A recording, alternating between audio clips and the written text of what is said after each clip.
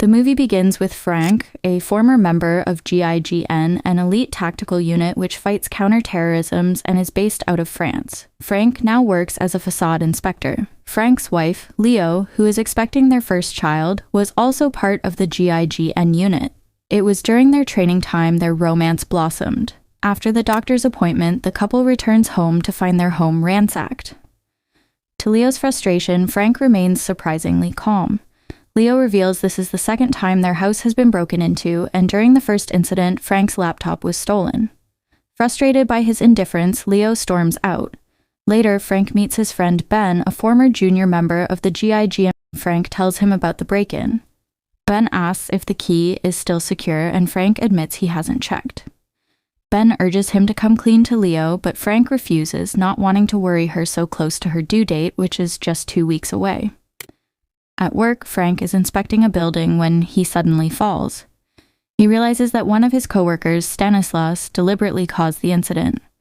Unable to catch him, Franck panics and tries calling Leo. When she doesn't answer, he rushes home, relieved to find her safe. Meanwhile, a man named Vanakin kills Franck's coworker, Stanislas. That night, Franck climbs to the roof of his building and retrieves the key he had hidden there. To keep it safe, he decides to hide it again, this time in the bathroom sink drain. Leo enters the bathroom and questions Franck about his strange behavior. Before he can respond, a loud knock echoes through the apartment. Franck signals her to stay quiet. Suddenly, masked men break into their house. Franck and Leo fight back fiercely, but the intruders outnumber them. Leo retreats to the bathroom to fend off the attackers. She attempts to catch them off guard, but they quickly overpower her, restraining and tying her up. Vanakin, the leader of the assailants, threatens to kill their unborn child if Franck doesn't reveal the location of the key. Despite the threat, Franck remains silent. Enraged, they forcibly take Leo with them. Before Franck can react, he is brutally struck on the head, leaving him unconscious. The story then rewinds 10 years into the past. A young Franck has just completed his training and is attending his graduation into France's GIGN elite unit. After the ceremony, Franck's best friend, Nico, introduces his family to Franck, and Leo's mother also congratulates the young men on their achievement and expresses that she is proud of her daughter for being the only female in the unit. Then Franck's superior officer personally commends him, noting that Franck's father, also a member of this elite group, was an exceptional climber. He adds that Franck has inherited his father's talent. As a gesture of honor, the officer hands Franck his father's patch, which has Ad Vitam phrase inscribed on the back, which Franck decides to wear. The team undergoes rigorous training, pushing themselves day and night. From hand-to-hand combat to rock climbing and precision shooting, they leave nothing to chance, relying solely on their hard work and finely honed skills, and uses the learned skills in real life, achieving success. 2 years pass. Ben, a junior member, is personally mentored by Franck, who oversees the induction of new recruits. One evening, the team heads out for drinks. During the relaxed atmosphere, Ben shares a personal story to Leo. He explains how being an Arab with the name Benjamin often draws attention. He reveals he was adopted by an older couple who tragically passed away when he was young.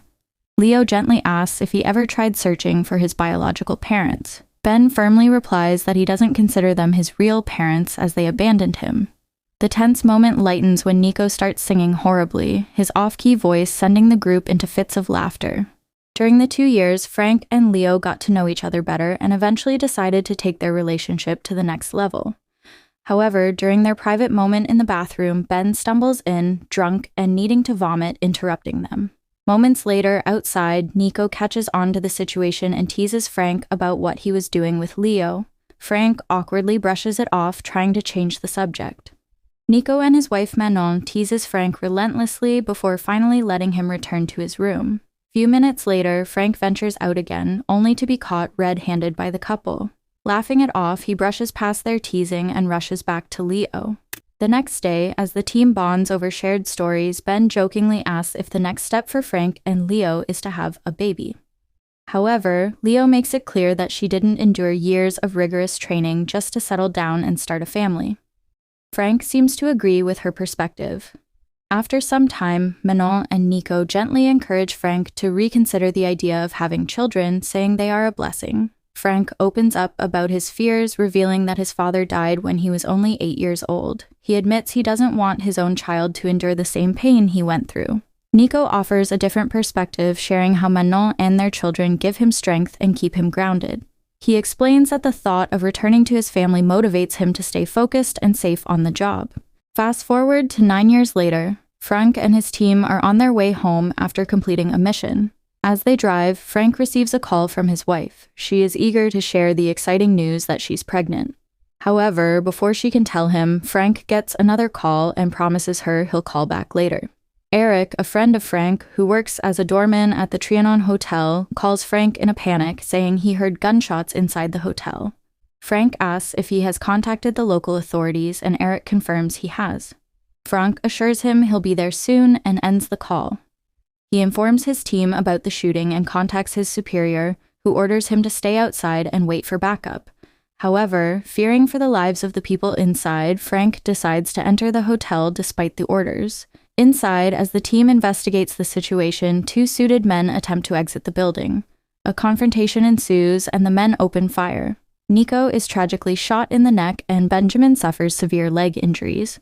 One of the gunmen grabs a woman as a hostage. Nico manages to shoot the man who is attacking Ben, and Franck takes down the other, saving the distressed hostage. As Nico bleeds out, Franck stays by his side, but unfortunately, Nico loses his life. The next day, Franck's superior fires him for disobeying his orders, which resulted in one officer's death and another's severe injury. While packing his belongings, Franck discovers his father's patch with the words Ad Vitam inscribed on the back. Later, he visits the room where a few teammates and Manon are gathered to pay their respects to Nico. Overwhelmed by guilt, Franck breaks down and apologizes to Manon for his role in her husband's death. The next day, at Nico's service, Manon gives a heartfelt speech about her husband's bravery and kindness. Afterward, Franck speaks to Lulu, Nico's young son, offering his support and telling him to give Franck a call if he ever wants to talk. As the service ends, Franck notices Leo is resigning from her job. At home, Franck confronts Leo about her decision, and Leo explains that she wants them to settle down. Franck, still reeling from Nico's death, lashes out, saying he doesn't want to live a mediocre life of settling down and having children. Angrily, he walks away. At Ben's house, Franck watches a news report about the hotel shootout. The reporter claims the 2 suited men were ordinary thieves, but Ben disagrees, pointing out that their combat skills and weapon handling were far from typical.